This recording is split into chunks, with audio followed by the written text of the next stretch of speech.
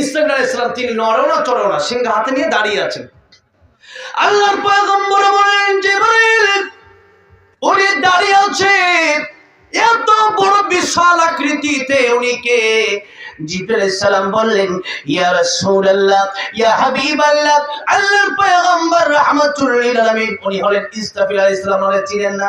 নবীকে আমি চিনবো কেমনে, আমি কি দেখছি? সুবহানাল্লাহ সুবহানাল্লাহ। জিবরিল আলাইহিস সালাম কে রাসূলুল্লাহ, উনি যে কিয়ামতে ইসরাফিল আলাইহিস সালাম সিংহে ফুৎকার দিবে উনি সেই ইসরাফিল। আল্লাহ পয়গম্বর কই ও উনি সেই ইসরাফিল আলাইহিস সালাম? হ্যাঁ। আল্লাহ পয়গম্বর বলে ইসরাফিল আলাইহিস সালাম যেহেতু এত দামি একজন ফেরেশতা, কিয়ামত পুরো পৃথিবীটা উড়বে তার, হ্যাঁ, সিংহে যখন ফুৎকার দেবে পুরো পৃথিবী, পাহাড়, পুরো পৃথিবীটা, গাছ গাছালি সব কিছু উড়বে। বলেন সুবহানাল্লাহ। কত বড় ফেরেশতা, কত শক্তি। আচ্ছা বলেন তো আমাদের হাতে শক্তি বেশি না পায়ে শক্তি বেশি? পায়ে। পায়ে মনে করেন একটা ফুটবল হাত দিয়ে আপনি কতটুকু নিতে পারবেন? এর চেয়ে বেশি পায়ে নেওয়া যাবে না? হ্যাঁ। আচ্ছা হাতে যত বেশি শক্তি, আমরা ফু দিই না, ফু দিলে কি এত বেশি শক্তি হয় নাকি? ফু দিয়া ফুটবল এরকম নেওয়া যাবে না। অনেক সময় দেখবেন ফু দিয়ে একটা পিঁপড়া সরাইতে যাবেন, দেখবেন পিঁপড়ারে সরাইতে পারবেন না, পিঁপড়া দাঁত কামড় দিয়ে ধরে রাখে। ঠিক কিনা বলেন? আপনি একটা পিঁপড়া সরাইতে পারেন না ফু দিয়া। আর তার ফুতে কত শক্তি, তার হাতে কত শক্তি, তার পায়ে কত শক্তি। আল্লাহু আকবার। চিন্তা করে দেখেন, যেই ফেরেশতা ফু দিলে পৃথিবী উড়বে, পৃথিবী উড়বে, সেই ফেরেশতার হাতে কত শক্তি আর পায়ে কত শক্তি, কত বড় ফেরেশতা হলে পরে তার ফুতে পুরো পৃথিবীটা উড়বে।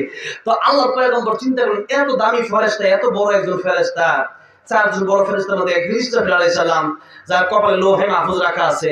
ইসরাফিল আলাইহিস সালামকে একটা সালাম দেই, সুবহানাল্লাহ কোন। আল্লাহর পয়গম্বর ইসরাফিল আলাইহিস সালামকে সালাম দিলেন, আসসালামু আলাইকা ইয়া ইসরাফিল। ইসরাফিল আলাইহিস সালামকে সালাম দেওয়ার পরে ইসরাফিল আলাইহিস সালাম সালামের জবাব দেয় না। আচ্ছা আপনারা বলেন তো ইসরাফিল আলাইহিস সালামের দাম বেশি না আমার নবীর দাম বেশি?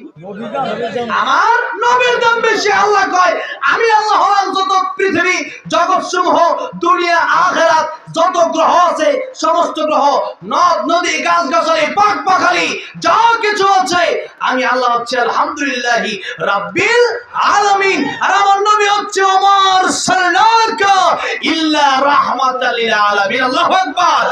রাহমাতুল লিল আলামিন নবী কোরআনে প্রমাণ, উম্মত বিনে কে বুঝিবে আমার দয়ার নবীর শান। ঠিক কিনা বলে? নবী আমার মদিনারি বলবো, আমার আল্লাহ ভালোবেসে নামটি দিলেন হাবিবে রাসূল। আল্লাহু আকবার। নবী আমার মদিনারে বলবো, আমার আল্লাহ প্রেম করিয়া নামটি দিলেন মুহাম্মদ রাসূল। ওই নবীকে ভুল বুঝিলে, ওই নবীকে ভুল বুঝিলে থাকবে না ঈমান। আশিক বিনে কে বুঝিবে আমার দয়ার নবীর শান। বলেন না রাহমাতুল লিল আলামিন নবী, রাহমাতুল লিল আলামিন নবী কোরআনে প্রমাণ।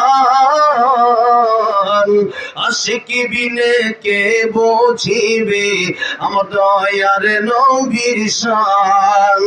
উম্মত বিনে কে বুঝিবে আমার দয়ার নবীর শান। কথা বলেন ঠিক কিনা?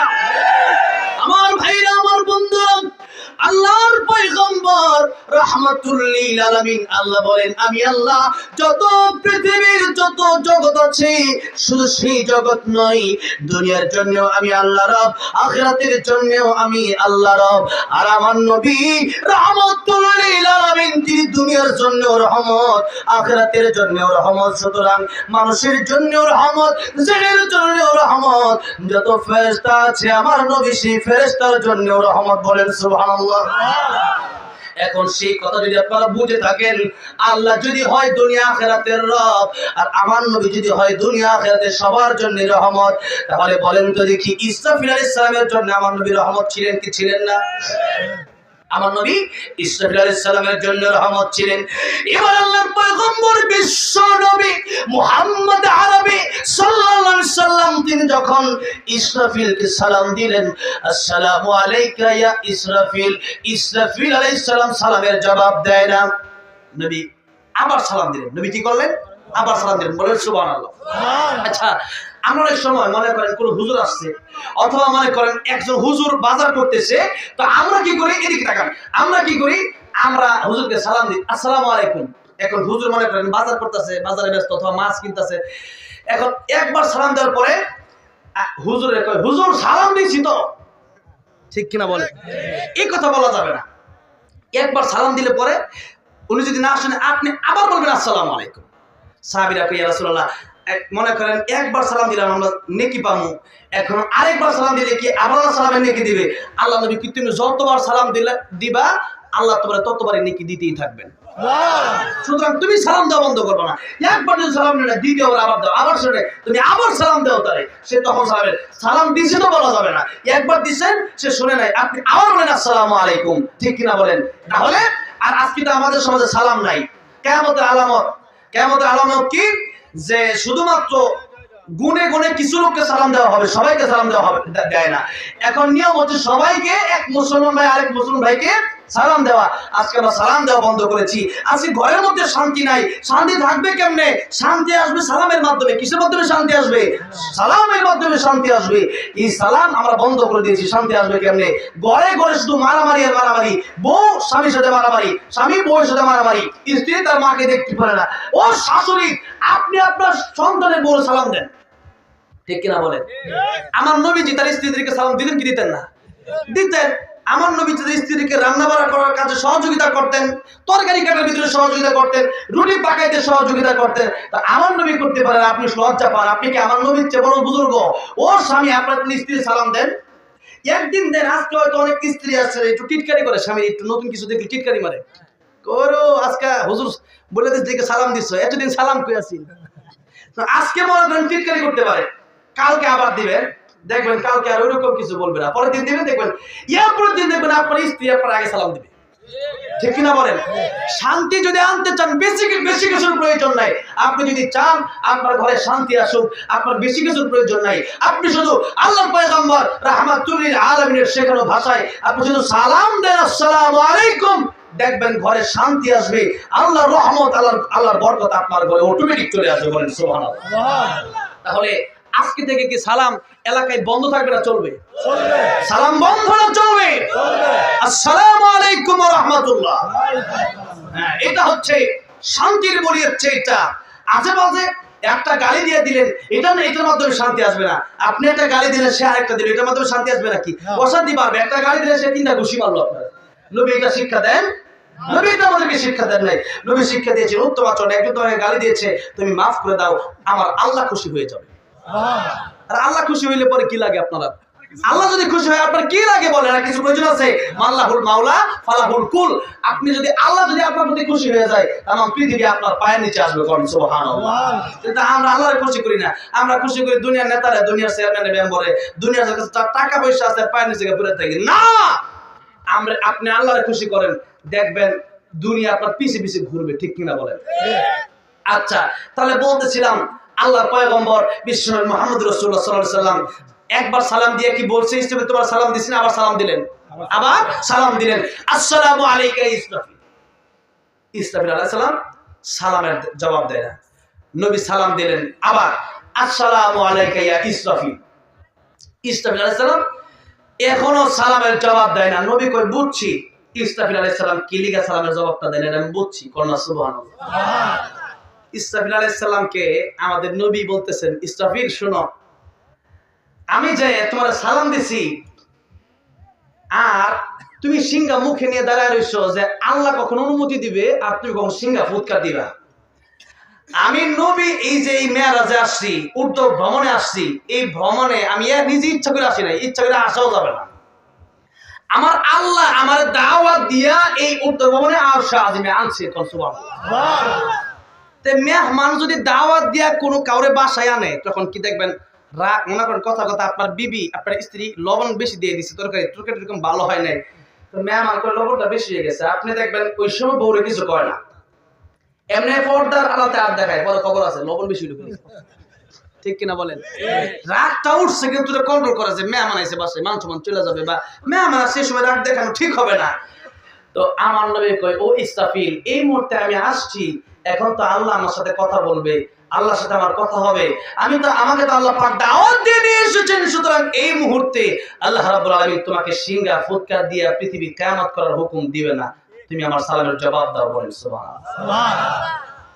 ইসরাফিল আলাইহিস সালাম তিনি সিংহা মুখ থেকে সরাইয়া আল্লাহর পয়গম্বর রাহমাতুল লিল আলামিন ওনার দিকে তাকাইয়া এবার বলে, ওয়া আলাইকুমুস সালাম ইয়া রাসূলুল্লাহ ইয়া হাবিবাল্লাহ ইয়া রাহমাতুল লিল আলামিন, আপনার প্রথম সালামটাই আমি শুনেছি, কিন্তু আপনার সালামের জবাব আমি এই জন্যই দিই নাই কারণ আপনার হুকুমের চাইতে আমার আল্লাহর হুকুম বড়। কিন্তু একটা কথা সত্য যে বাংলাদেশের অনেক লোক আছে তারা আল্লাহর চেয়ে নিজের পীরে বড় বানায় আলেছে। আমার আগে হুজুরের কথাটা বলছিলেন, পীরের পায়ে গিয়ে সেজদা দেয়, ঠিক কিনা বলেন? আচ্ছা, রোজা শরীফে আমি কিছুদিন আগে রোজা শরীফ থেকে আসলাম, মক্কা মদিনা থেকে কিছুদিন আগে আমি আসলাম। বগুড়ার একজন লোক, উনি একটা কোম্পানির মালিক, অনেকগুলো কোম্পানির মালিক, উনি আমাকে মক্কা মদিনা নিয়ে গেছিল। বলেন আলহামদুলিল্লাহ। বগুড়ার একজন লোক। যাই হোক, আমার একা না, বিশ্বজি আর অনেক হাফেজদেরকে নিয়ে গেছিল। বিশ্বজি হাফেজ দাদুল সাকিব জাকারে, ছোট ছোট তাকরির কারি হাফেজ কারি আবু রায়হান, অনেককে নিয়ে গেছিল। তো ওখান থেকে তো মাত্র আসলাম। কই নবীর রওজা শরীফ যারা গেছে, আপনাকে কেউ কোনোদিন এরকম, এখন তো সোশ্যাল মিডিয়া ভিডিও আছে, নবীর রওজা শরীফ ভিডিও করেও আপনারা ভিডিওতে অনেকে দেখেছেন, যদি বাস্তবে অনেকে দেখতে পারেন নাই। আলহামদুলিল্লাহ, আজকে আমার আব্বা পবিত্র উমরায় গেছেন। বলেন আলহামদুলিল্লাহ। আল্লাহ সবাই যাওয়ার তৌফিক দেন। বলেন আমিন। এবার আসেন, এই নবীর রওজা শরীফে কি কেউ কোনোদিন সিজদা দিতে দেখছেন? না। দিছে? না। আচ্ছা বলেন তো, পৃথিবীর সবচেয়ে বড় পীর কে? আমাদের নবী। বলেন কে? আমাদের নবী। আমাদের নবীর চাইতে বড় কোনো পীর পৃথিবীতে আছে? না। আল্লাহর পরে যার সম্মান, এর চেয়ে আমার নবী ছাড়া আমার নবীর উপরে আল্লাহর পরে কারো সম্মান আছে? আল্লাহর পরে, এই কথা মনে রাখতে হবে। এমন না যে নবীকে ভালোবাসা নবীকে আল্লাহর উপরে নিয়ে যাব, এই ক্ষমতা আল্লাহ আমাদেরকে দেন নাই। যেমন মনে করেন আল্লাহ রাব্বুল আলামিন কিছু ব্যাপার আছে যেগুলো আল্লাহর একান্তই আল্লাহ নিজে জানে, যেগুলো আল্লাহর পয়গম্বর জানে না।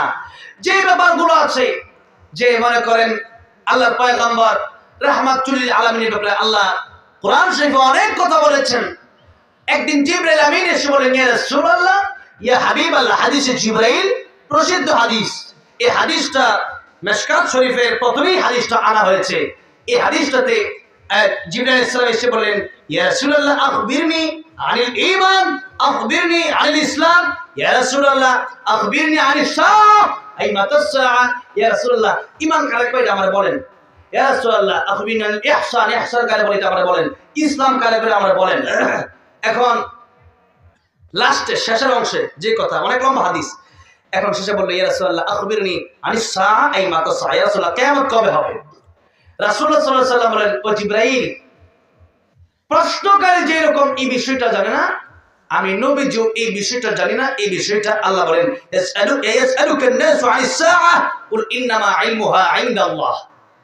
কিছু বিষয় আছে, ও জিবরাইল তুমি আমার প্রশ্ন করছে, এই বিষয়ে তুমিও জানো না, আমিও জানি না, এই বিষয়ে কেবলমাত্র আমার আল্লাহ জানে। বলেন সুবহানাল্লাহ। এবার আসুন, তাহলে নবীকে কি আল্লাহর উপর উঠানো যাবে? আল্লাহর সিজদা দিতে হবে। এখন কি নবীকেও সিজদা দেওয়া যাবে? নবী বলেন, না, আল্লাহর পরে যদি কাউকে সিজদা দেওয়া যেত, আমি বলতাম, ও স্ত্রীরা তোমরা তোমাদের স্বামীর পায়ে সিজদা করো। বলেন সুবহানাল্লাহ। কিন্তু সিজদা দেওয়া যাবে না। যদি বলতাম, এটা বলে বুঝাইছে মানে স্বামীকে ভালোবাসো, স্বামীকে সম্মান করো, ঠিক কিনা বলেন? তা আমাদের স্ত্রীরা বর্তমানে দেখবেন এমন স্ত্রী যে স্বামী যত কিছুই করুক, খালি দেখবেন আরেকজনের সুনাম করে। অনেক স্ত্রী এমন আছে, সবাই না, কিছু স্ত্রী আছে এমন যে তার স্বামী তারে 1000 টাকা দিয়ে দিলে কয়, এটা মনে চলে না, আছে না? নাই না, এরকম হলে হবে না। স্বামী 2 টাকা দিলে 2 টাকার উপর খুশি থাকতে হবে, ঠিক কিনা বলেন? আলী রাদিয়াল্লাহু আনহু 3 দিন 4 দিন খাবার নাই ঘরে। একদিন আমার নবীজি ফাতেমার দরওয়াজার সামনে গিয়ে বলেন, ফাতেমা দরজাটা খোলো। ফাতেমাকে, আব্বা আজকে আপনার সামনে আমি দরজা খুলবো না। কেন খুলবো না? আমি এমন একটা কাপড় পরছি, এই কাপড়টা যদি আপনি দেখেন তাহলে আপনার কষ্ট লাগবে যে আলী আমার ফাতেমা আমার মেয়েকে এমন কাপড় পরায়, কিন্তু সে তো আমার স্বামী, ওনার যতটুকু সমর্থ আছেন ততটুকু তো আমার দেয় নাই, উনি কোন জায়গা থেকে দেবে? ও আব্বা আপনি আজকে আপনার সাথে দেখা করতে পারতেছি না। চিন্তা করে দেখেন উনি স্বামীকে কতটা মহব্বত করতেন। মৃত্যুর আগেও বললেন ও স্বামী আপনার আপনার হক মনে হয় পরিপূর্ণ আদায় করতে পারি নাই। অথচ বিশ্ব নবীর মেয়ে যিনি, উনি 3 দিন 4 দিন না খায়া থাকার পরেও উনি স্বামীকে সান্ত্বনা দেয়, স্বামী আপনি চিন্তা করেন না, আপনি ধৈর্য ধরেন, বিসসবরি ওয়াস-সালাহ, ইয়া আইয়ুহাল্লাযীনা আমানু ইসতাঈনু বিসসবরি ওয়াস-সালাহ ইন্নাল্লাহা মা'আস সাবিরিন। যারা ধৈর্য ধরবে এদের সাথে আল্লাহ আছে, কন্যা সুবহানাল্লাহ। এরকম স্ত্রী তো মনে হয় আমাদের ঘরে ঘরে, ঠিক কিনা? হ্যাঁ, এই জন্যে নষ্ট করছে কি সেই ওই যে কিরণমালা টালা যা আছে স্টার জলসা, এগুলো নষ্ট করছে, ঠিক কিনা বলেন? টিভি বন্ধ করতে হবে, টিভি সিনেমা বন্ধ করে দেন, সমাজ ভালো থাকবে। টিভিতে দেখা ওখানে দেখে আগে যে ওখানে কিভাবে কি করে স্বামীর কেমনে কষ্ট দেয়, ওগুলা দেখে পরে স্বামীর কষ্ট দেয়, ঠিক কিনা বলেন? সেগুলো বন্ধ করতে হবে। এবার আল্লাহর পয়গম্বর বিশ্বনবী মুহাম্মদুর রাসূলুল্লাহ সাল্লাল্লাহু আলাইহি ওয়াসাল্লাম ইসরাফিলকে বললেন, ইসরাফিল রে, আমার আল্লাহ রাব্বুল আলামিন আমারে মেরাজে দাওয়াত দিয়ে নিয়েছি, তোমার এই পৃথিবী ধ্বংস করতে বলবেন না, তুমি আমার সালামের জবাব দাও। ইসরাফিল সালামের জবাব দিয়ে দিলেন, ইয়া রাসূলুল্লাহ আমি বুঝতে পেরেছি, কিন্তু আল্লাহ রাব্বুল আলামিন আমারে হুকুম দিয়েছেন ইসরাফিল রে, সিংহামুখী নিয়ে তুমি অপেক্ষা করতে থাকবে। আমি আল্লাহ রাব্বুল আলামিন তোমার যে মুহূর্তে তোমার হুকুম করব, ওই সময় তুমি এই সিংহা ফুৎকার দেবে। 1 সেকেন্ড আগেও না, 1 সেকেন্ড পরেও না, আমি যখন বলবো তখন, 1 সেকেন্ড আগেও না, 1 সেকেন্ড পরেও। ইয়া রাসূলুল্লাহ এখন আপনার সালামের জবাবটা দিতে গিয়ে যদি আপনার সালামের জবাব দিতেছে এই সময় যদি আল্লাহ বলেন ইসরাফিল সিংহায় ফু দাও, তাহলে তো আল্লাহর হুকুমের 1 সেকেন্ড যদি দেরি হয়ে যায়, আল্লাহর হুকুমের আমি হুকুমটা মানতে পারলাম না। ইয়া রাসূলুল্লাহ এই জন্য আপনার সালাম আমি 3 বারই শুনছি, কিন্তু সালামের জবাব দেই নাই। এখন আপনি যখন বলছেন আল্লাহ আমার এই মুহূর্তে সিংহা ফুৎকার দিতে বলবে না, এই জন্য আপনার সালামের জবাব দিলাম। আল্লাহর হুকুমটা আমার কাছে এত প্রাধান্য যে যখন বলবে তখনই এই হুকুমটা আমার মানতে হবে, আল্লাহর হুকুমের বাইরে আমি যেতে পারবো। তো এবার আসেন, তাহলে ফেরেশতারা তারা কি দুনিয়ার মানুষের সুদ মানে ঘুষ নিবে? দুনিয়ার মানুষের অনেক সময় বিচার হয়, জেলে নেওয়ার আগে মনে করেন চেয়ারম্যান সাহেব অথবা এমপি সাহেব ফোন দিয়ে দিয়েছি, শুনেন সে আমার ছেলে, তাকে ছেড়ে দেন, যদি আগামী 24 ঘন্টার ভিতরে তাকে মুক্তি দেওয়া না হয় আপনার চাকরি আউট। এরকম হয় কি হয় না? পুলিশ কয় আমার চাকরি আউট হয়ে যাবে, এর বালা আমি এটা ছেড়ে দিই ভালো। কিন্তু ফেরেশতা কি কোনো চাকরি দরকার আছে? এরা চাকরি করে একজনের, তিনি কে? আল্লাহ রাব্বুল আলামিন বলেন, মালাইকাতুন গিলাদুন শিদাদ লা ইয়াসুনাল্লাহ মা আমারহুম ওয়া ইয়াফআলুনা মা ইউমারুন।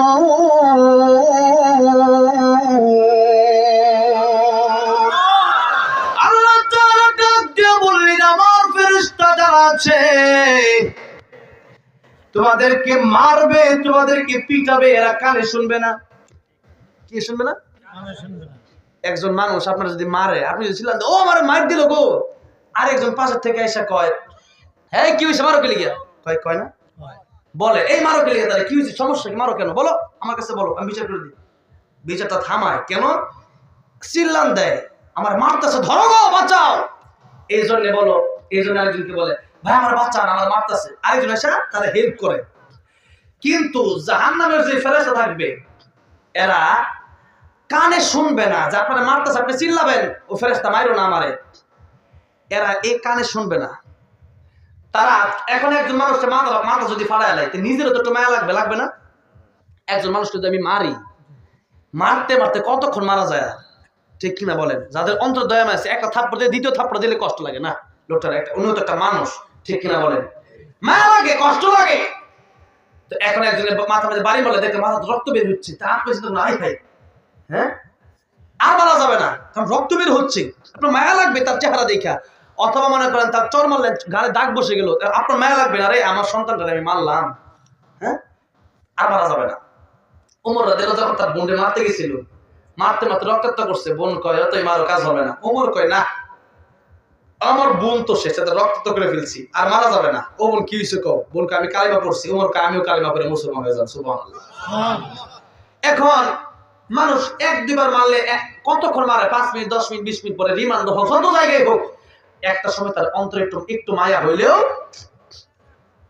এক লোক অনেক বছর অনেক লোককে ফাঁসি দিছে বাংলাদেশের জেলখানায়, হালকা দাড়ি ছিল, লাল চুল, একটা লোক বের হয়েছে, মনে হয় 1 বছর হবে।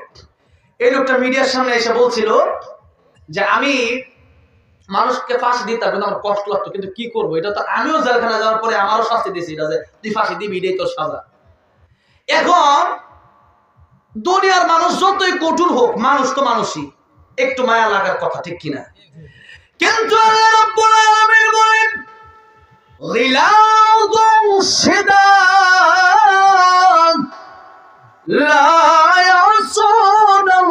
ইয়াসুনাল্লাহা মা আমারাহুম ওয়া ইয়াফআলুনা মা ইউমারুন।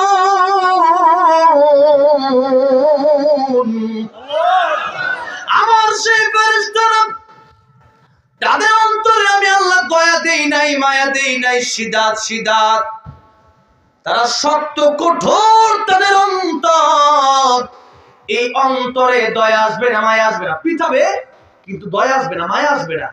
এই ফেরেশতারা মারবে কিন্তু মায়া আসবে না, দয়া আসবে না। কানে শুনবে না তোর চিৎকারের আওয়াজ, চোখে দেখবে না তোর রক্ত, চোখে দেখবে না তোর মাথা ফাটা, চোখে দেখবে না তোর হাত কাটা। আমার এই ফেরেশতা আমি তৈরি করছি। ফেরেশতা কেমন? আমি আল্লাহর হুকুম ছাড়া তারা কারো কথা মানে না, দুনিয়ার কোন মানুষের কথা তারা মানে না। দুনিয়ার ক্ষমতা কত দূর? মনে করেন এখন শীত আছে, শীতের কুয়াশার কারণে অনেকেই ল্যাবের তরে তুই আজকে মাহফিলে আসে নাই। আচ্ছা, এই পৃথিবী কারো ক্ষমতা আছে যে এই কুয়াশা বন্ধ করে গরমের দিনে এনে দিব? কারো ক্ষমতা আছে? কারণ মনে করেন যে নমরুদ ইব্রাহিম আলাইহিস সালাম বলছে যে আমার আল্লাহকে বিশ্বাস করো। নমরুদ কয় তোমার আল্লাহ কি পারে? আমিও তো তাই পারি। ইব্রাহিম আলাইহিস সালাম কয় নমরুদ শুন, আমার আল্লাহ একটা মানুষ জিরো থেকে হিরো বানায়, নাপাক পানি থেকে তৈরি করে মানুষ বানায়। আমার আল্লাহ তাআলা মানুষের মৃত্যু দেয়, তুই পারবি? নমরুদ কি করছে? দুইটারে রাখছে, দুইটারে ডাইকা একটারে হত্যা করছে, আরেকটারে কয় তুই যা, তোর ছেড়ে দিলাম, এই দেখেন ছেড়ে দিছি, এটা বলে বাঁচাইছে। যে একটা উদাহরণ দিল, বুঝেন না কাফের আর কি করবে? ইব্রাহিম আলাইহিস সালাম কয় আল্লাহ পূর্ব দিক থেকে সূর্য ওঠায়, পশ্চিম দিক থেকে ডুবা, তুই পারলে আজকে পশ্চিম দিক থেকে ওঠা। আর পারবে না? আর পারবে না? কি ট্রাম্প, বুশ টুশ যা আছে এরা কি পারবে? নরেন্দ্র মোদী, অংশন সূচি, আমাদের দেশের প্রধানমন্ত্রী কি কেউ পারবে না, ঠিক কিনা বলেন? এরা মনে করেন কথা বড় বড় বললেই হয় না, আল্লাহর হুকুমের বাইরে চলবেন। আপনি বলে নিতে হবে যে এটা আমি মানতেছি না, আপনি বলবেন আল্লাহর হুকুম মানি, আবার যখন আল্লাহর কোরআনের কথা বলা হবে সেটাও বন্ধ করবে, এটা হবে না। এই জন্য আসেন আল্লাহ বলেন দুনিয়ার পুলিশ রে ঘুষ দিলে পরে এমপি সাহেব ফোন দিলে এই ছেড়ে দাও, এরপর ছেড়ে দেয়। আমার ফেরেশতা এরকম না, আমার ফেরেশতা ঘুষ খাওয়ার ফেরেশতা প্রয়োজনই নাই, যেই ফেরেশতা যে কাজের জন্য বানাইছে সে ওই কাজটাই করে, এছাড়া তার কোনো কাজ নাই। কোন সুবহানাল্লাহ। ক্বালু নাহনু নুসাব্বিহু বিহামদিকা ওয়া নুকদ্দিসু লাক। আল্লাহকে ক্বালা ইন্নী আ'লামু মা লা তা'লামুন। ফেরেশতারা কয় আল্লাহ এই মানুষ বানায় কি করবেন, আমরাই তো আপনার গোলামি করি, ইবাদত করি। আল্লাহ কয় না, ও ফেরেশতারা তোমরা তো আমার ইবাদত করো ঠিক আছে, কিন্তু মানুষটা আমি আল্লাহ গুনাহ করার শক্তি দিব। আমি আল্লাহ দেখতে চাই সেই মানুষ গুনাহ করার পরে কি আমি আল্লাহর কাছে তওবা করে কিনা। কোন সুবহানাল্লাহ। আরে ফেরেশতাই তো আল্লাহর গোলামি করার জন্য যথেষ্ট ছিল, আমাদেরকে বানানোর দরকার ছিল না। কিন্তু আমরা যে দুনিয়াতে আইসা গুনাহ করবো আল্লাহ জানে না? আল্লাহ জানে, কিন্তু আল্লাহ এটাও জানে গুনাহ করার পরে বান্দা একদিন মাহফিলে বসে তওবা করবে, আমি আল্লাহর কাছে চোখের পানি ফেলে কাঁদবে, এটা আমি আল্লাহর কাছে বেশি ভালো লাগবে। সুবহানাল্লাহ। এখন আসেন এরপর আল্লাহ বললেন, হ্যাঁ এরপর আল্লাহ বললেন ইয়া মাশারাল জিন্নি ওয়াল ইনসি ইন ইসতাতাতুম আন তানফুযু মিন আকতারিস সামাওয়াতি ওয়াল আরদি ফানফুযু। ও দুনিয়ার মানুষেরা, আমার গোলামি না করতে পারলে আসমান আর জমিন ছেড়ে বের হয়ে যাও। তাহলে আসমান আর জমিন ছেড়ে বের হওয়া সম্ভব? বের হওয়া সম্ভব না। আল্লাহ তাআলা আমার গোলামি করো। এখন বাপে যে মাঝে মধ্যে বলছিলাম যে সন্তানকে বলে ও সন্তান বাড়ি থেকে বের হয়ে যা। সন্তানকে বাপ বলছে, এই শোনো, আমি চলে যাচ্ছি একটু ঢাকা, আজকে ক্ষেতের গাছগুলো তুমি বাইছো অথবা দোকানে তুমি বইসো, আজকে তো আমি দোকানে বসতে পারবো না। সন্তান কি করছে, বাপ গেছে ঢাকা, ও গেছে রাজশাহী। কেন? এর বন্ধু আছে, বন্ধু বাড়ি ঘুরতে গেছে। বাবা রাত্রে 12টার দিকে আসছে, 12টার দিকে এসে বলছে আমার ছেলে কোথায়? মা বলছে ও তো কইজে গেছে, খোঁজ খবর নাই।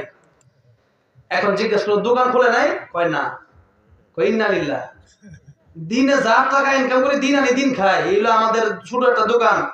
আমি ঢাকা গেলাম, আমার অনেক বড় একটা দরকার, সে রাজশাহী গেছে মানে? এটা তো মানি না। আসুক সে, আজকে আসে নাই। একদিন পরে বাড়িতে আসছে, বাপ জিজ্ঞাসা করছে কোথায় গিয়েছিলে? সন্তান ডাক দিয়ে বলছে, আব্বা গেছিলাম রাজশাহী, এক বন্ধুর বাড়িতে ঘুরাইলাম। আব্বা কয়, বন্ধুর বাড়িতে ঘুরছো, আমার বলছো? আমি তোর বাবা, আমার বলছো? আমি বলছিলাম দোকানে বসার জন্য। দোকানে যে বসতা না? হ্যাঁ। কয় এত কিছু করতে পারবো না। বাপ কয় বেয়াদবি করো কেন? কিসের বেয়াদবি করছে? আমার যাইছে আমি তাই করবো। বাপে কয় আমারটা খাইয়া আমি তোর ইনকাম করে খাওয়াই, হ্যাঁ, কত কষ্ট করে পায়ের মাথার গাম পায়ে ফেলি, এরপরে এই টাকা দিয়ে বাজার করে বাসায় আনি, এরপরে কপ্পস করে কই মাছের মাথা গুলা খাস, আরে এখন আমার বিরুদ্ধে কথা, এই বাড়ি থেকে বের হয়ে যা। সন্তান কয় তোমার বাড়ি ছাড়া কি আমার যাওয়ার জায়গা নাই? আমার যাওয়ার জায়গা অভাব নাই। বাবা কয় যা, তুই তোর জন্য মন চায় যা। সন্তান কয় ঠিক আছে। সন্তান রাগ করে গেছে নানির ভাই। এখন বাপে মনে মনে জানে, হ্যাঁ এর যে সীমানা কর্তানি, বাপে জানে কি জানে না?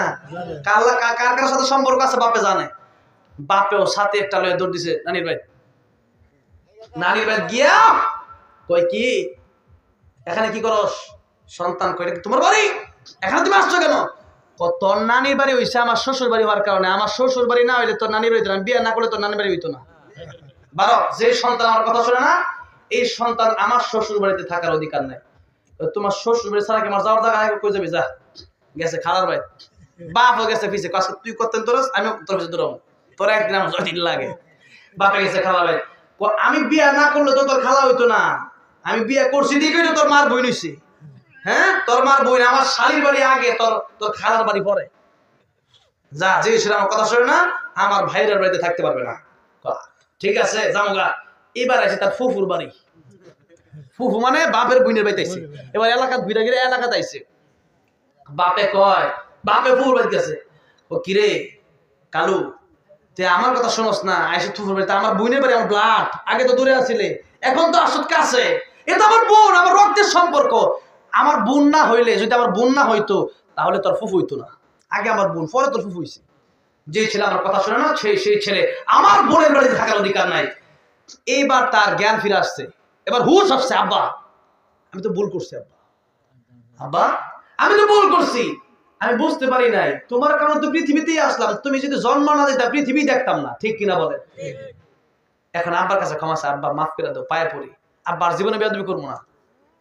আব্বা যে আজ দোকান ঠিক মতো খুলবি তো, ববি তো, আব্বা যা কিবেন তাই করবো। পরে আবার কান্দা কান্দা মাফসা, সন্তানও কান্দে, বাপেরও চোখ থেকে পানি বের হয়ে যায়, ঠিক কিনা বলেন? সন্তানও মাফ চায়, বাপেও কান্দে। এখন বাপে কান্দা কেন? বাপে খুশিতে কান্দে, আরে আমার ছেলেটা মাফ চাইছে, এতেই আমি খুশি, ঠিক কিনা বলেন? এবার কয় বাইতা বাইতা, কয়দিন ধরে খাস না, 2 দিন ধরে ভিজে ভিজে কি খাস না খাস কেনা জানে, ল যাই বাইতা। বাইত লয়ে গেছে, বাইত যাওয়ার সময় কি খাবি ক? খাইতাম না কিছু, না কি খাবি ক? ওটা কোন আইসক্রিম ক? খা। সিপ খাবো ক? খা। 50 টাকা তুললে যা, এটা খরচ করি যা, আর বাইতা আর উল্লাপাল্লা করিস না। এখন বাপ খুশি। কেন খুশি? ছেলেটা মাফ চাইছে, ক্ষমা চাইছে, এতে করে বাপ খুশি না বেজার? বাপ খুশি যে যাই আমার ছেলেটা যতই বেয়াদবি করুক আমার কাছে মাফ চাইছে। সুবহানাল্লাহ। আল্লাহ রাব্বুল আলামিন ডাক দিয়ে বলেন, দুনিয়ার মানুষেরা রে, ফেরেশতা আমি আল্লাহ বানাইলে তারা ইবাদত করতে পারতো কি পারতো না? কিন্তু আমি আল্লাহ তোমাদেরকে বানাইলাম ফেরেশতা। যারা ছিল এরা আমাকে বলেছিল আল্লাহ তারা দুনিয়া থেকে মারামারি করবে, ক্বালু আতাজআলু ফিহা মান ইয়াফসিদু। আল্লাহ রাব্বুল আলামিন বলেন তারা মারামারি করবে, তারা কাটাকাটি করবে, রক্তাক্ত করবে, এই জন্য আল্লাহ তাদেরকে বানায় না, ওয়া নাহনু নুসাব্বিহু বিহামদি রাব্বিকা ওয়া নুকদ্দিসু লাক, আমরা ইবাদত করব। আল্লাহ বলেন আমি যা জানি, ইন্নী আ'লামু মা লা তা'লামুন, তোমরা তা জানো না। সুতরাং আমি মানুষ বানাবো, এই মানুষ কি আমার কাছে ক্ষমা চায় কি চায় না আমি আল্লাহ দেখবো। ইবলিসকে আল্লাহ তাদেরকে গুনাহ করাবো, আল্লাহকে সারা জীবন গুনাহ করাবি, মৃত্যুর আগে এক মুহূর্ত আল্লাহকে আমাকে একটু বলবে আল্লাহ গুনাহ করছি বুঝি নাই, কানবে, আমি আল্লাহ তারে মাফ করে দিব। বলেন সুবহানাল্লাহ। তাহলে আল্লাহ কত বড় দয়ালু, বাপ মার কাছে ক্ষমা চাইলে পরে বাপ মা যদি মাফ করে দেয়। আল্লাহ সমস্ত পৃথিবীর মানুষ, বাঘ ভাল্লুক কুকুর বিড়াল সবাইকে এক ভাগ দিছে মায়া দয়া, আর আল্লাহর কাছে রাখছে 99 ভাগ। কোন সুবহানাল্লাহ। আল্লাহর এক ভাগে যদি বাপ মা সন্তানের মাফ করে দেয়, বাঘ এত বড় ভয়ঙ্কর, তার বাচ্চারে কত আদর করে। একটা মুরগি দেখবেন যত কিছু হোক, মুরগি দেখবেন এমনি দৌড় করে, দৌড় দেয় না, কিন্তু যখন দেখবেন মুরগির বাচ্চা হয়েছে কুত্তুরি, এখন আপনি সামনে যেতে পারবেন না, মুরগির ঠুকুর দিতে আপনার তখন ডরাবে না, মুরগি তখন বাঘ হয়ে যায়। ঠিক কিনা বলেন?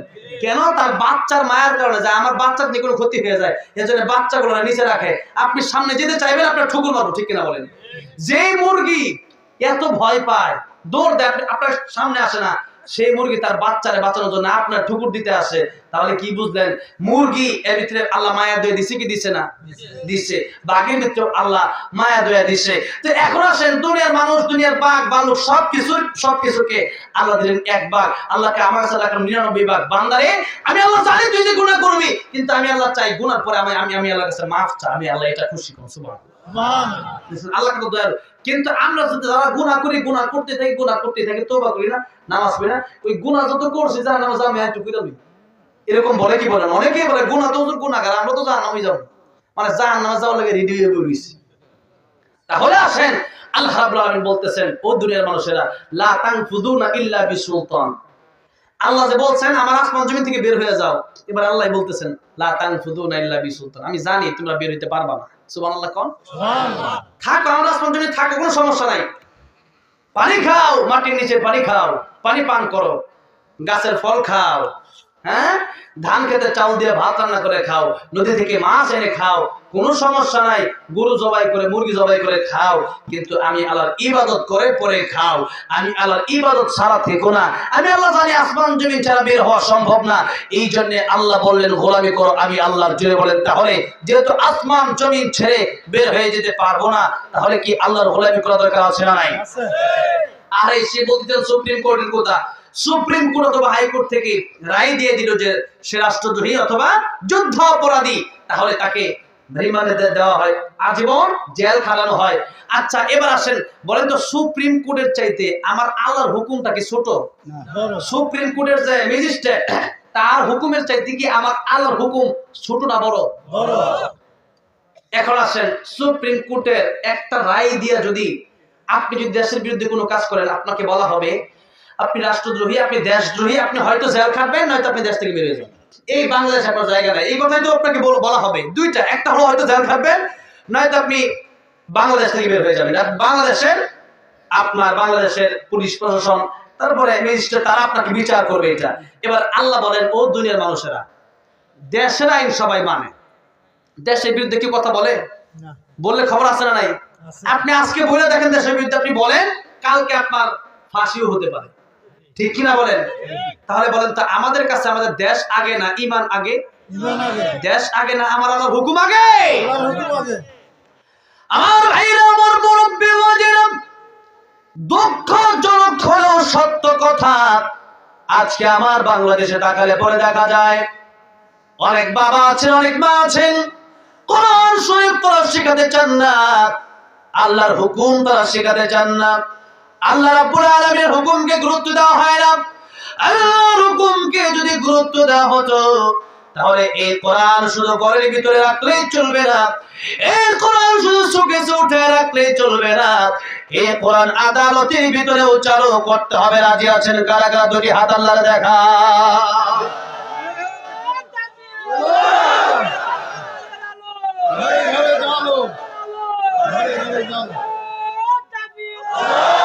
আমার ভাইরা, আমার মুরব্বি বাবাজিরা, বলেন তামাম পৃথিবীর মানুষের জীবনের শুরু থেকে নিয়ে শেষ পর্যন্ত এমন কোন কথা নাই যেটা আল্লাহ রাব্বুল আলামিন কোরআন শরীফে বলেন নাই। এবার আসলে কোরআন শরীফের আইন সবাই কি তাহলে মানে মনে করেন একজন বাংলাদেশের অনেক ম্যাজিস্ট্রেট আছে যারা বিচারও করে আবার নামাজও পড়ে, বলে তো আসলে না এরকম আছে। তো একজন বিচারক উনি যখন বিচার করতে গেছে তখন ইমাম সাহেব হুজুর দ্বিতীয় রাকাতে বসে না, ডাইরেক্ট দাঁড়ায় যায়, বসে না নামাজে দ্বিতীয় রাকাতে বসে। এখন জোহরের নামাজে দ্বিতীয় রাকাতে যখন হুজুর না বসে উঠে পড়তেছে, এখন এই ওঠার সময় দেখবেন উনি যদি জানে যে নামাজ কিভাবে পড়তে হয় তাহলে উনি লোকমা দিবে কি দিবে না? লোকমা হুজুরকে লোকমা দিয়ে দিচ্ছে, আল্লাহু আকবার আল্লাহু আকবার বলে লোকমা দিয়েছে। লোকমা মানে তাকে সতর্ক করলো যে আপনি বসে যান। তাহলে এই যে সতর্ক করলো, এখন উনি যখন এই নামাজটা পড়ার পরে আবার গেলেন বিচারের কাজ করে চেয়ারে বসলেন বিচার করার জন্য। এই বিচার করার সময় তখন দেখবেন অনেক কাজ আছে যেটা মনে করেন কথার কথা আল্লাহ রাব্বুল আলামিন বলেন সারিকু ওয়া সারিকাতু ফাকতাউ আইদিয়াহুমা, চোর ছেলে হোক মেয়ে হোক চুরি করে শুধু হাত কেটে দাও। এই বিষয় তো আমাদের দেশে আছে মনে হয়,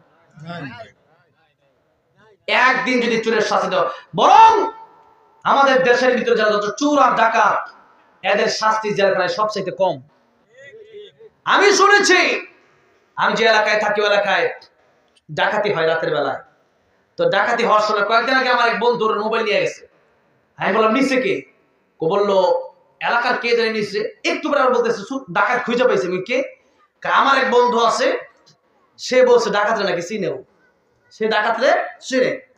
আমি বললাম, আমি এক ডাকাতের নাম বললাম, ওই ডাকাত নাকি? বললো হ্যাঁ ওই গ্রুপেরই। আমি বললাম যে এই ডাকাত এই এলাকায় থাকার পরে লোকেরা কিছু কয় না কেন? বলে না, কে কি বলবে, পরিচিত লোকদেরকে ধরে না। পরিচিতদেরকে ধরুক আর অপরিচিতদেরকে ধরুক, নিয়ম হলো যে এলাকায় ডাকাত আছে সবাই মিলে সেই ডাকাতকে শায়েস্তা করা, ঠিক কিনা বলেন? এখন তো আমরা সেটা করি না, যার যার দান্দা নিয়ে ব্যস্ত। এখন আসেন চুরি করলে যদি ঢাকা বাইতুল মুকাররমের গেট উত্তর অথবা দক্ষিণ গেটের সামনে যদি কারো হাত যদি ওপেনলি একদিন কেটে দেওয়া হতো, দেশে চুরি থাকতো না, চুরি বন্ধ হয়ে যেত। কিন্তু দুঃখজনক হলো সত্য কথা, বাংলাদেশের বর্তমান নেতারাই হচ্ছে সবচাইতে বড় চোর। আপনারা যদি চুরি করেন দেশের জনগণরা ডাকাত হবে। আপনারা মদের লাইসেন্স দিয়ে তো বাংলাদেশের জনগণরা মদ পান করবে। আপনার সুদ খেলে বাংলাদেশের জনগণ তো সুদ খাবেই। আপনি ঘুষ খেলে তো জনগণ ঘুষ খাবেই। নেতারা ঠিক হয়ে যান, বাংলাদেশ ঠিক হয়ে যাবে। আপনি নিজে ভালো হন নাই, আপনি আবার বিচার করতে চান। কি বিচার করবেন আপনি? আপনি 2 নম্বর বিচার, আপনি তো সব বিচার করেন 2 নম্বর বিচার। এই জন্য নেতা যদি ভালো হয়ে যায়, কর্মী ভালো হয়ে যাবে। আল্লাহ রাব্বুল আলামিন বলেন কিয়ামতের ময়দানে প্রত্যেকটা লোককে তার নেতা সহ ডাকা হবে। কি সহ ডাকা হবে? এখন আমি আর আপনি যেই নেতা মানি, আমি আর আপনি যাদেরকে মানি, যাদেরকে আদর্শ হিসেবে গ্রহণ করেছি, আপনারা কি গ্যারান্টি দিতে পারবেন তারা জান্নাতি? আচ্ছা, আমার নবী বিশ্ব নবী রাহমাতুল লিল আলামিন তিনি যে জান্নাতি, এর ভিতরে কোনো সন্দেহ আছে? চিল্লায়ে বলেন আছে? তার ভিতরে কোনো সন্দেহ নাই। আমার নবী অবশ্যই তিনি শুধু জান্নাতি নয়, তিনি কোটি কোটি উম্মতদেরকে সুপারিশ করে জান্নাতের মালিক বানাবেন। সুবহানাল্লাহ। তাহলে বলেন তো, যেই নবীকে জান্নাতের গ্যারান্টি দেওয়া হয়েছে, যেই নবী 100% জান্নাতি, এতে কোনো সন্দেহ নাই। আর দুনিয়ার যত নেতা আছে তারা জান্নাতে যাবেন কি যাবেন এর কোনো গ্যারান্টি নাই। অনেক নেতার চরিত্র ভালো নাই, কিন্তু আমার নবীর চরিত্রের মধ্যে কোনো কলঙ্কের দাগ ছিল না। তাহলে বলেন তো, অনুসরণ করতে হবে, নেতা মানতে হবে কাকে? বিশ্বনবী মুহাম্মদ রাসূলুল্লাহ সাল্লাল্লাহু আলাইহি ওয়াসাল্লাম হচ্ছেন আমাদের আসল নেতা। এর বাইরে চেয়ে বড় কোন নেতা হতে পারে না। আমার ভাইরা, আমার মুরব্বী, যে কথা আমি বলতেছিলাম, তাহলে কিয়ামতের ময়দানে নেতা আর কর্মী উভয়কে ডাকা হবে। তাহলে সেই হিসাবে বলেন তো, যদি কিয়ামতের ময়দানে উত্তম নেতা, যেই নেতা জান্নাতি হবে, ওই নেতা বিশ্বনবী রাহমাতুল লিল আলামিন মুহাম্মদুর রাসূলুল্লাহ সাল্লাল্লাহু আলাইহি ওয়াসাল্লামের সাথে তো চলতে পারবো না একসাথে, কিন্তু ওনার আদর্শ আমাদের জীবনে বাস্তবায়ন করার প্রয়োজন আছে না নাই? আছে। এই জন্য সেই নেতাকে আমাদের মানতে হবে। আল্লাহ কবুল করে বলেন আমিন। আমার ভাইরা, আমার মুরব্বী বাবাজিরা, কষ্ট হচ্ছে আপনাদের? 11টায় শেষ করব ইনশাআল্লাহ। আল্লাহ তৌফিক দান করুন, আমিন। আমি লম্বা সময় নেব না, কারণ অনেকের কষ্ট হচ্ছে। অনেকেই এই শীতে আসছেন, আর আমি তো প্রতিদিনই কথা বলি, আলহামদুলিল্লাহ মাহফিলটাই বড় খুশি হয়েছি। মাহফিলের মূল টাইম দেওয়ার দরকার হচ্ছে 11টা পর্যন্ত। এরপরে মানুষের কষ্ট হয়, কারণ আগে তো মানুষ ছিল ফজর পর্যন্ত থাকতো, কিন্তু এখন হয়ে গেছে মানুষ ডিজিটাল। কি বলেন? এখন ডিজিটাল মানুষ 12টার পরে আস্তে আস্তে এমনি ওঠা শুরু করে দেয়। আর হচ্ছে আগামীকাল আর মাহফিল হবে, আর হচ্ছে যে মাহফিলের যৌবন কাল হচ্ছে রাত 11টা পর্যন্ত। কয়টা পর্যন্ত? 11টা পর্যন্ত। তো ওনারা আমাকে বলেছে যে আপনাকে 9টায় দেওয়া হবে, সেই হিসাবে আমি অনেক আগেই এখানে 9টার অনেক আগে আমি চলে এসেছি, যাতে আমাকে ঠিক টাইম মতো দেওয়া হয়। তারাও তাদের কথা রক্ষা করেছে আলহামদুলিল্লাহ। এই প্রথম একটা কমিটি আমি বাংলাদেশে ভালো পেলাম যে যাদের কথা কাজে একবার পরিপূর্ণ, আলহামদুলিল্লাহ বলেন। আমি আগে আসতে আরো আগে দিয়ে দিত, আমি তো খাওয়া দাওয়া করেছি, এই জন্য আমাকে একটু লেট হয়েছে, কিন্তু আমি ঠিক টাইম মতো আমাকে তারা দিয়েছে, এই জন্য আমি তাদেরকে ধন্যবাদ জানাই, স্যালুট জানাই। এরকম কমিটি প্রয়োজন। অনেক জায়গায় আছে প্রধান বক্তা দেয় 12টার পরে, যখন মানুষ ঘুম ধরছে। ঠিক না? ঠিক। এই নিয়মটা আপনারা চালু রাখবেন। আচ্ছা, এবার আসেন যে কথা বলতে চাই, তো বলার আগে আপনাদের একটু ঘুম ধরতেছে, একটু তাকবীর দেন। লিল্লাহি তাকবীর, লিল্লাহি তাকবীর। কোরআন সুন্নাহ যেখানে, আমরা আছি সেখানে। কোরআন সুন্নাহর আলো ঘরে ঘরে জ্বলে। লিল্লাহি তাকবীর। আমার ভাইরা, আমার মুরব্বি বাবাজিরা, এবার আসেন আমি আপনাদের সামনে যে কথাটা শেষ মুহূর্তে বলতে চাই। এতক্ষণের কথার মাধ্যমে অনেক কথা আমি বলেছি, আমি সাইড করে অল্প অল্প করে অনেক কথাই বলেছি। এবার আসেন আল্লাহ রাব্বুল আলামিন বলেন, ও দুনিয়ার মানুষেরা, দুনিয়ার পুরুষেরা, তোমরা এই দুনিয়ার থাকাকালীন তোমরা আখিরাতের ব্যবস্থা, তোমরা কবরের সামান নিয়ে আসো।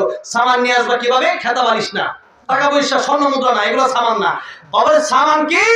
দুনিয়ার মানুষেরা শুনো, ইন্নামা ওয়ালিয়ুকুমুল্লাহু ওয়া রাসূলুহু ওয়াল্লাযীনা আমানু আল্লাযীনা ইউকিমুনাস সালাতা ওয়া ইউতুনাজ যাকাতা ওয়া হুম রাকিউন।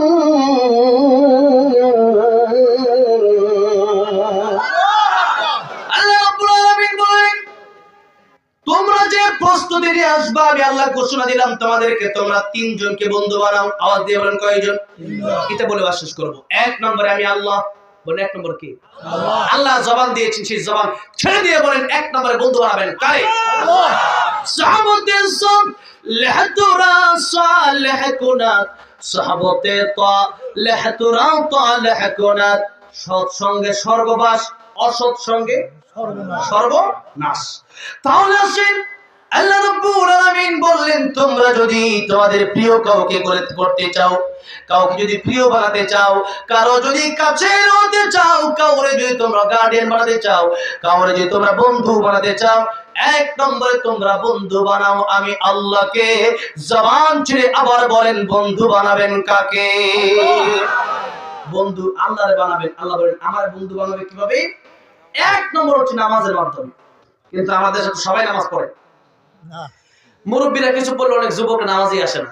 অথচ বর্তমানে গবেষণা করে দেখা গেছে যুবকরা মুরব্বীদের চাইতে বেশি মারা যাচ্ছে।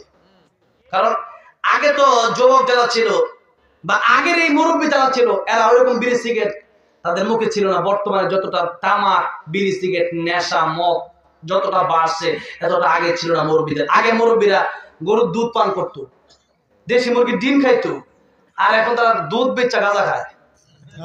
ঠিক কিনা বলেন? এই হচ্ছে আমাদের অবস্থা। এই জন্যে স্বাস্থ্য ভালো থাকবে কেমনে? 2 দিনে দেখেন, এখনই ক্যান্সার, এখনই কিডনি নষ্ট, এখনই আলসার, এই সমস্যা সেই সমস্যা, সমস্যার কোনো অভাব নাই। অনেক মুরব্বীরা দেখবেন ভালো আছে, এখনো হাতে ওরা ধরা। অনেক যুবকরা দেখবেন এখন এমনি ভিড়ে দিলে পরে যখন ঠিক নেবে ঠিক। কারণ কি? আপনাদের বুঝতে হবে, ও যুবক ভাই, আপনাদেরকে বলছে কিয়ামতের কঠিন ময়দানে নেশার সাথে যারা জড়িত থাকবে, আল্লাহর রহমতের নজর আল্লাহ তাদের দিকে দেবে না। আর আল্লাহর রহমতের নজর যার দিকে আসবে সে জাহান্নামে যাবে। 1 নম্বর। নাম্বার 2, এই আধা কিলো দাঁড়িয়ে দরকার নাই, পুষিয়া দাঁড়িয়ে বলে গিয়া সবাইকে নিয়ে একটু ওয়াজ করতেছে, আপনারা না। এখন মনে করেন এতগুলো ক্যামেরা আসছে, এই ক্যামেরা যখন ছাড়বো আরো হাজার হাজার মানুষ দেখবে না? তারাও দেখবে। এখন আসেন, যুবকদের সবচেয়ে বড় যে সমস্যাটা, ওইটা হলো 1 নম্বর সমস্যা মোবাইল। ঠিক কিনা বলেন? আর আমাদের মা বোনদের সমস্যা হলো টিভি। 2টা জিনিস আমাদের বন্ধ করা দরকার। এখন মোবাইল তো ডাইরেক্ট বন্ধ করা যাবে না। আচ্ছা, মোবাইল যারা চালায়, মোবাইল চালায় না এরকম কেউ আছে? সবাই চালায়। এখন মোবাইল দিয়ে কিন্তু আপনি জানাতে দিতে পারবেন। আবার মোবাইলের মাধ্যমে আপনি জাহান্নামে, যেহেতু মনে করেন এই এলাকার মানুষ আমার আনছে, বলেন তো কিভাবে আনছে? ইউটিউবে দেখে আনছে, ঠিক কিনা বলেন? তো আমার ইউটিউবে দেখে আনছে, এখন ইউটিউবে যদি খাই না থাকে তার মানে বলতে তারা ওয়াজ শুনে, যুবকরা তো আমার দাওয়াত দিচ্ছে, ঠিক কিনা বলেন? এখন আসেন এই মোবাইলের মাধ্যমে আপনি জান্নাতের পথ ধরতে পারেন। যেমন আপনি মোবাইলে লেখেন সূরা ইখলাস 3 বার পড়লে 1 খতম কোরআন শরীফের সওয়াব লেখেন, তো একজন 3 বার সূরা ইখলাস পড়লো, সওয়াব পাইলো। আল্লাহ নবী বলেন তুমি একটা ভালো কাজের পরামর্শ দিলে, ভালো কাজ পৃথিবীর কোটি কোটি মানুষ যদি করে, এই কোটি কোটি মানুষের সব আল্লাহ তোমার আমলনামায় দিবেন। একটা ব্যবসা ছিল আগে ইনফিনিটি, এখন এই কোম্পানি মনে হয় আছে, কিন্তু এগুলো একটা বাটপারি কোম্পানি ইনফিনিটি, আরো অনেক কোম্পানি ছিল, মানে লুক ঢুকাইতে হয় গুরু কোম্পানিতে, এরকম কোম্পানির নাম শুনছেন আপনারা? অনেক কোম্পানি ছিল আগে, এরকম অনেকটা উদা হয়ে গেছে। তো এরকম কোম্পানিগুলা, যে কোম্পানিতে একজন লোক ঢুকাইলে 7,000 টাকা দিয়ে ঢুকে, পরে 200 টাকা একটা জিনিস দিয়া, পরে দেখা গেছে যে 1,000 টাকা এর ব্যাংকে ঢুকে। তাহলে এরকম ভাবে ইনফিনিটি, যেরকম আমারও ঢুকেছে, বুঝলেন না? আমি নিজেও ঢুকছিলাম ইনফিনিটি কোম্পানিতে, আমারও ঢুকাইছিল। ওই সময় অনেক আগের কথা, তখন ইনফিনিটিতে আমার টাকা পয়সা নাই, আমি একজনের কাছ থেকে 7,000 টাকা না 6,000 টাকা ঋণ কইরা এবার ঢুকছিলাম। এই তো ভালোই, খালি লোক ঢুকাইবার টাকা আইবো, লোক ঢুকাইবার টাকা আইবো, টাকা পয়সা ইনকাম করতে এত সহজ, এত ভালোই। ওই যে আমি ঢুকছিলাম, কয়েকদিন পরে গিয়ে দেখি এখন খোঁজ খবরই পাওয়া যায় না, যারা আমার ঢুকাইছে আরেক লোক লয়ে ব্যস্ত। তো এইরকম অনেক ব্যবসা আছে, বাটপারি ব্যবসা। অনেক আগে একটা কি ছিল না, কিরকম অনেক ব্যবসা ছিল যেগুলো দিলে এরপরে দেখা গেছে যে টাকা পয়সা যা দিছে এগুলো তো পাই না, এরপরে দেখা গেছে ওই টাকা পয়সা মেরে দেয়। এখন আসেন কি কোন কথা বলতেছিলাম, মনে আছে আপনাদের? কোন কথা বলতেছিলাম? হ্যাঁ, মোবাইল কথা মানে ভুলে গেছেন আর কি, যে ভুলে গেলে তাহলে অনেক সময় দেখা গেছে একটা কথা বলতে গিয়ে আরেকটা কথা বলতে হয়। মোবাইল দেখা, টিভি, হ্যাঁ, যাই হোক, এই দৃষ্টান্তটা আমি কেন দিয়েছিলাম এটা আমি ভুলে গেলাম।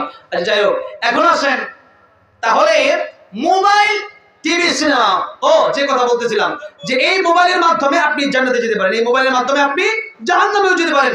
যেমন একটা মঙ্গল একটা গান গাইছে, এই গানটা যদি আপনি শেয়ার করেন, এই গানটা যত মানুষ শুনবে আপনার যাওয়া লাগবে কোথায়? হ্যাঁ, জানেন। আমি এই দৃষ্টান্ত যে কারণে দিয়েছিলাম, এই কথাটা হচ্ছে এই জন্যে যে মনে করেন ওই জায়গায় ওই কোম্পানিতে একজন লোক ঢুকাইলে সে 7,000 টাকা দিয়ে তার যে ঢুকাইলো তার 1,000 টাকা আসে, লাভ হয়। আরেকজন ঢুকাইলে আরো 1,000 টাকা। তো ওই আরেকজন যে ঢুকাইছে ওই লোকটাও আবার আরেকজনকে ঢুকাবে না, ওই লোকটা আবার আরেকজনকে ঢুকাইলে ওই লোকের কাছ থেকে আবার 500 আসবে, ওই লোকটা আবার আরেকজনকে ঢুকাবে, ওই লোকের কাছ থেকে আরো 500 আসবে। যত মেম্বার তার নিচে যাবে তত তার কাছে টাকা আসবে। এরকম একটা অনেক কোম্পানি এখনো আছে, যদিও অনেক ঝামেলা। এখন দুনিয়ার কথা একটা দৃষ্টান্ত দিলাম আর কি। এখন এই যে টাকা পয়সা গুলা আমার নিচে আমার মেম্বাররা যত লোক ঢুকাবে, টাকা পয়সা আমার অ্যাকাউন্টে কি হবে? জমা হবে। তাহলে আল্লাহ নবী বলেছেন তুমিও যদি কোরআন শরীফের একটা আয়াত মানুষকে শোনাও, এই আয়াতটা যদি মানুষ ইবাদত করে, যেমন একটা উদাহরণ দৃষ্টান্ত দিলাম যে সূরা ইখলাস 3 বার পড়লে কয় খতম কোরআন শরীফের সওয়াব হয়? 1 খতম কোরআন শরীফ পড়া কি চারটিখানি ব্যাপার? কয়জন পড়ছেন পুরো বছর 1 খতম কোরআন? কিন্তু 3 বার সূরা ইখলাস পড়লে 1 মিনিট লাগে। কয় মিনিট? পড়েন কুল হুয়াল্লাহু আহাদ আল্লাহুস সামাদ লাম ইয়ালিদ ওয়া লাম ইউলাদ ওয়া লাম ইয়াকুল লাহু কুফুয়ান আহাদ। আবার পড়েন বিসমিল্লাহির রহমানির রহিম কুল হুয়াল্লাহু আহাদ আল্লাহুস সামাদ লাম ইয়ালিদ ওয়া লাম ইউলাদ ওয়া লাম ইয়াকুল লাহু কুফুয়ান আহাদ। আবার পড়েন বিসমিল্লাহির রহমানির রহিম কুল হুয়াল্লাহু আহাদ আল্লাহুস সামাদ লাম ইয়ালিদ ওয়া লাম ইউলাদ ওয়া লাম ইয়াকুল লাহু কুফুয়ান আহাদ। 1 খতম কোরআন শরীফ সব। কেউ যদি নাও পড়ে, আমি যে পড়ছি শুনছেন, তারাও 1 খতম কোরআন শরীফ সব পেয়ে গেছেন। বলেন সুবহানাল্লাহ। আল্লাহ কত সহজ রাখছে, অফার দিয়ে রাখছে আল্লাহ।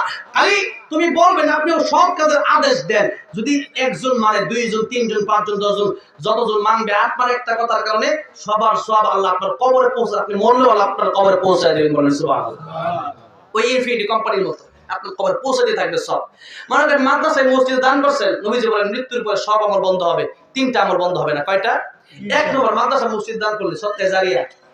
মাদ্রাসা মসজিদে যদি নামাজ চলবে, কোরআন তেলাওয়াত চলবে, আপনি মরে যাবেন, আপনি যে দান করছেন 5,000 টাকা, এই মাদ্রাসা যে চললো, এই মসজিদে চললো, এই যতদিন মাদ্রাসা মসজিদ থাকবে, আপনার টাকায় সিমেন্ট টাইলস দেওয়ার কারণে আল্লাহ আপনার কবরে যতদিন এই কিয়ামত পর্যন্ত যত সওয়াব মসজিদে নামাজ পড়ে, আল্লাহ সব সওয়াব আপনার কবরে পৌঁছায় দেবে।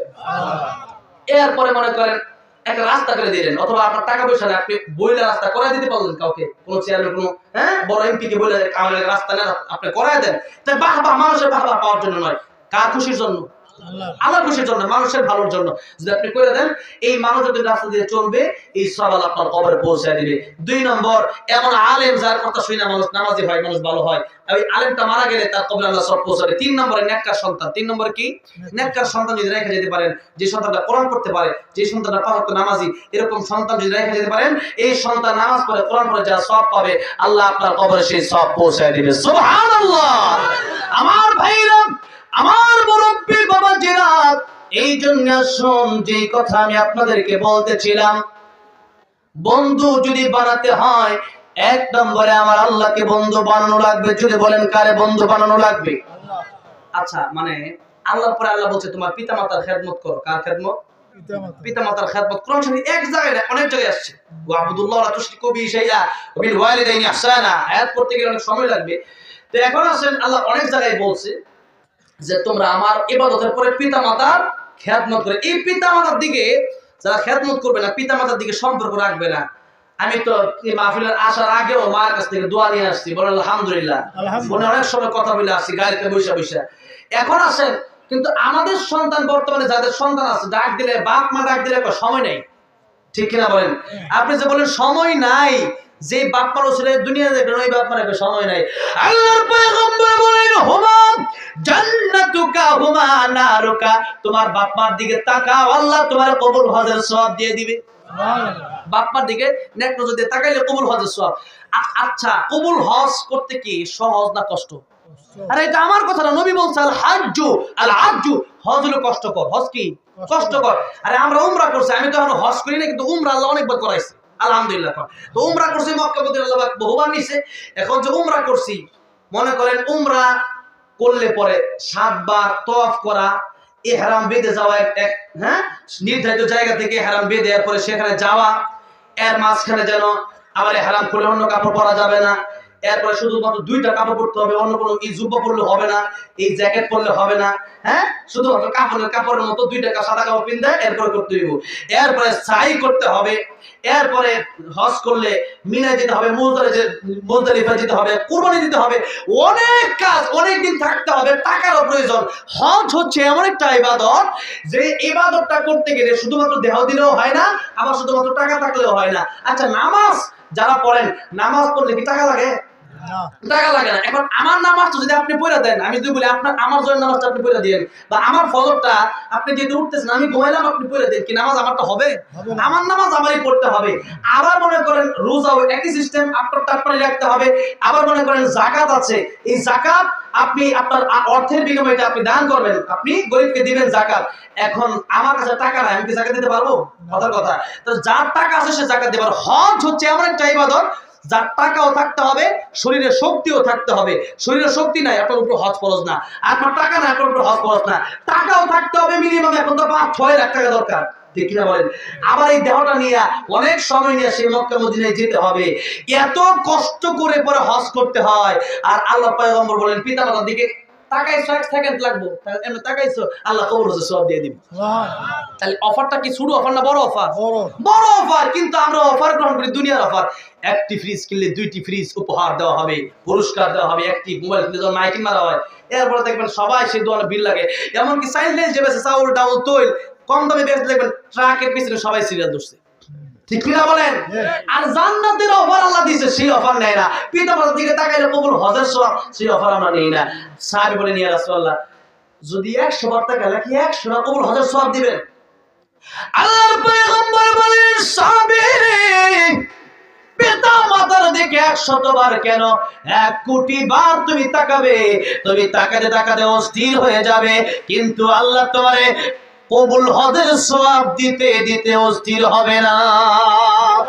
মায়ের চোখে ঝরলে পানি, আল্লাহর আরশ কাঁইপা যায়, কান্দে না যেন মা, ঠিক কিনা বলে? আমার ভাইরা, আমার মুরব্বি বাবাজিরা, এই মা বাবা দোয়া করলে ডাইরেক্ট কবুল। নবী বলেন 3 ব্যক্তি দোয়া করলে ডাইরেক্ট কবুল। সুবহানাল্লাহ। 1 নম্বর, পীরের কাছে যাওয়ার আগে মা বাবার কাছে যান। কার কাছে? মা বাবার কাছে যান। আপনার বাবা, আপনার মা আপনার জন্য দোয়া করলে কবুল, বদদোয়া দিলেও কবুল। মাজলুম যে ব্যক্তিটা বিনা বিচারে আন্তাজি তারে মনে করেন জেলখানা ঢুকে রাখছে, বদদোয়া দিলে কবুল হবে হবে, দোয়া করলেও কবুল হবে। 3 নম্বরে মুসাফির, অর্থাৎ আজকে আমি মুসাফির, বলেন আলহামদুলিল্লাহ। আলহামদুলিল্লাহ, নবীজির কথা যদি সত্য হয় আজকে আমার দোয়াও কি হবে, কবুল হবে, নিশ্চিত কবুল। এর জন্য আল্লাহর পয়গম্বর বলেন 1 নম্বর পিতামাতা, 2 নম্বরে তোমার 2 নম্বরে মুসাফির, 3 নম্বরে মাজলুম। এই 3 ব্যক্তির দোয়া বন্দুকের বুলেট পেস হতে পারে, কিন্তু 3 ব্যক্তির দোয়া আল্লাহ খালি ফিরিয়ে দেবে না, সুবহানাল্লাহ। এবার আসেন আল্লাহ রাব্বুল আলামিন বলেন, ও দুনিয়ার মানুষেরা, তোমাদের পিতামাতার খেদমত করো, কিন্তু একটা কথা মনে রাখেন, যেদিন আমি আপনি কবরে যাব, আমার বাপ আমার মা কেউ যাবে না, যাবে না। আল্লাহ কোরআনে বলছেন বাপ মার খেদমত করো ঠিক, কিন্তু ইয়াউমা ইয়াফিরুল মারউ মিন আখিহি ওয়া উম্মিহি ওয়া আবি, তোমার ভাই, তোমার বোন, তোমার বাবা, তোমার মা, তোমার সাথে কেউ কিয়ামতের ময়দানে হাসরের মধ্যে কাজে আসবে না। সুতরাং সবচাইতে ভালো বন্ধু তোমার আল্লাহ। জোরে বলেন কি? আল্লাহ। আল্লাহ হচ্ছেন 1 নম্বর আমার বন্ধু, কারণ যখন আমাদের কেউ ছিল না, মায়ের পেটে ছিলাম, তখন আমাদেরকে সাহায্য করছে কে? এখন আমাদেরকে খাওয়ায় কে? আবার কবরে যাওয়ার পরে যেদিন কেউ থাকবে না, বলেন তো সেদিন আমাদের কবরে থাকবে কে? আল্লাহ। আল্লাহ।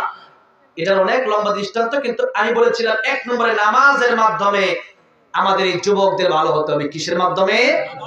নামাজের মাধ্যমে। এই নামাজ যদি না পড়ি, তাহলে আমরা আল্লাহর নৈকট্য হাসিল করতে পারবো না। ওয়াসজুদ ওয়াক্তারি, সিজদা দেন, আল্লাহর নৈকট্যবর্তী হন। এখন আমরা নামাজ পড়ি, আল্লাহকে পাবো কেমনে? এবার আসেন, আল্লাহ যত হুকুম হাকিম এটা মানতে হবে। 2 নম্বর হচ্ছে ওয়া রাসূলু, আল্লাহ বলেন তোমরা আমার রাসূল, আমার নবীর বন্ধু বানাও, সুবহানাল্লাহ। কারণ অনেক কারণ আছে, এর মধ্যে একটা না, মিনিমাম 100 কারণ যদি আমি আজকে বলতে পারবো, কিন্তু সময় তো নাই। এখন নবীজি সাল্লাল্লাহু আলাইহি সাল্লাম উনি সারা জীবন জন্মের পরে সিজদা পড়ে গেছে, সুবহানাল্লাহ। মৃত্যুর সময় আল্লাহর কয়, আল্লাহ আমার উম্মত, আমার উম্মত, আমার উম্মতের কি হবে, আমার উম্মতের ফয়সালা করো, সুবহানাল্লাহ। আল্লাহ কয় আপনার উম্মতের সুযোগ দিলাম, মরার আগে তওবা করলে সারা জীবনের গুনাহ আমি আল্লাহ মাফ করে দেব, সুবহানাল্লাহ। এখন আসেন, নবী আমাদের জন্য কষ্ট করেছেন, কিয়ামতের ময়দানেও আমার নবী বলবেন আমার উম্মত জান্নাতে না যাওয়া পর্যন্ত আমি যাব না, সুবহানাল্লাহ। আমার নবী হাউজে কাউসারের পানি নিয়ে দাঁড়ায় থাকবেন উম্মতকে পান করানোর জন্য, সুবহানাল্লাহ, সুবহানাল্লাহ।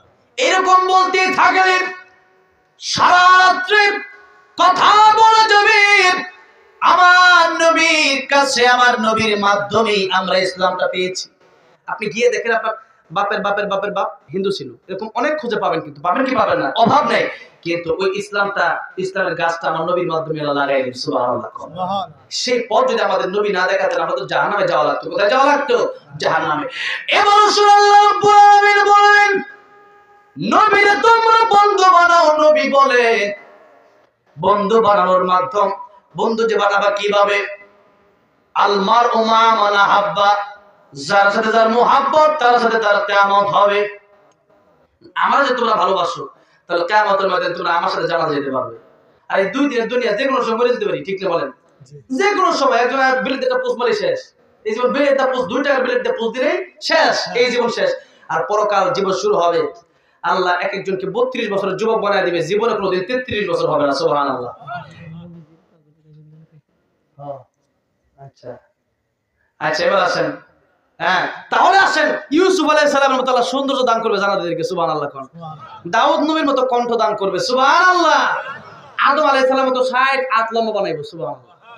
আমাদের নবীর মতো চরিত্র দান করবে, কমপক্ষে 72টা হুর দান করবে, যারা দুনিয়াতে থুতু ফেললে তামাম পৃথিবীর সমস্ত পানিগুলো মেশকে আম্বর হয়ে যেত। তাহলে ওইটা দরকার না, এটা দরকার।